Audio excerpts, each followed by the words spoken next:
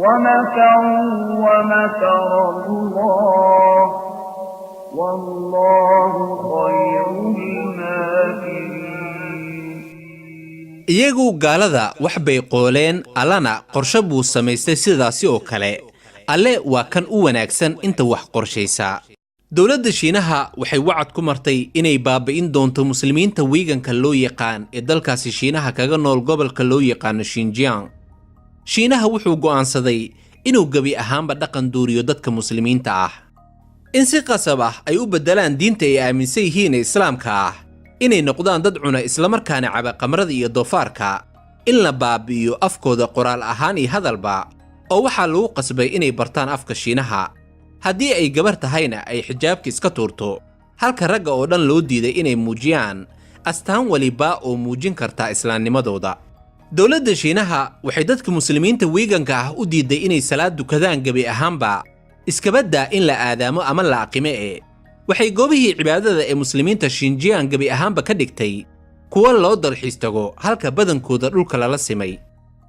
waa dhagar harcad ay samaynayso dowladda shiinaha. shiinaha wuxuu ku andacoonayaa in dadkaasi ay noqdeen kuwo asal raac ah oo kooxaha argagixisada ku biira. waa sida iyaga ay sheeganayaan To say that the Uyghur people are a threat to the Chinese nation. inaad dhahdo dadkaasi wiiganka ah waxaa dhibaateeyey qaranka shiinaha waa waxa waxba ka jirin. dhab ahaantii waxaa jira kooxo asal raac ah oo ka mid a wiiganka oo doonaya inay goostaan Xinjiang, kuwaasi oo lala xiriiriyo argagixisada, kuwaasi oo ka dagaalama Afghanistan iyagoo ka soo horjeeda ciidamada Mareykanka. tusaale hadda waxay ka dagaalamayaan Syria. dadkaasi hadda kama soo horjeedaan shiinaha oo keliya, ay waxay cadow ku yihiin Mareykanka iyo NATO iyo waddamo badan oo dunida ka mid ah. sidaasi aawadeed waxay ila tahay inaan si dhow ula socono kooxaha argagixisada ee wiiganka ku jira. sanadkii 2017 oo keliya waxaa xabsi qarsoodi ah loo taxaabay qiyaastii 800,000 ilaa 2 milyan oo muslimiinta wiiganka ah iyo muslimiinta kale ay ku jiraan qowmiyadaha ka soo jeeda Kazakhska iyo Uzbekiska. shiinaha wuxuu tijaabiyey awoodda iyo wada shaqaynta dowladaha muslimiinta, wuxuuse ogaaday in dowladahaasi dhammaantood uu afku wax ugu shubay. ilayn waa tii horey loo yiri af wax cunay xisho. dunida islaamka badankooda way ka aamuseen dhibaatadaasi lagu hayo muslimiinta, laakiin dhagartii shiinaha waxaa barbar socday qorshihii alla weyne uu isaga dhinaciisa ka watay. shiinaha wuxuu go'doomiyey muslimiinta wiiganka ah, wuxuuse alle qorshihiisa ka dhigay in iyagana shiinaha maanta la go'doomiyo, loona go'doomiyo xanuun aan weli dunida lagu arag.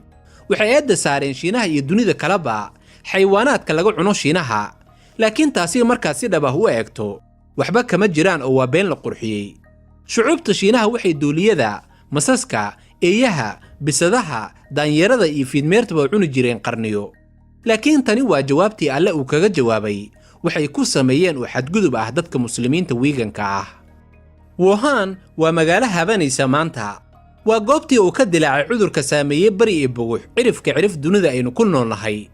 shiinaha wuxuu isku dayaa inuu kala hortago wax waliba uu awoodo, laakiin wuxuu kari la'yahay oo afkiisa qaban la waa gurmad. dhulka cidlada noqda ee Wuhan waxay shiinaha u direen ciidamo military si ay ugu hortagaan cudurkan cirka dig ugu soo yiri. malaha iyagoo ciidamadaasi mooday inay arki karaan ciidankii alle. coronaviruskan wuxuu maanta sababay in shucuubta shiinaha la go'doomiyo. dowladaha deriska ah shiinaha sida Mongolia, Singapore, Ruushka iyo waddamada kale waxay go'aan ku gaareen in qof shiina ka socda uusan ka soo gudbin xadka ay la wadaagaan shiinaha si uusan fayruskaasi iyagaasi ugu sii faafin.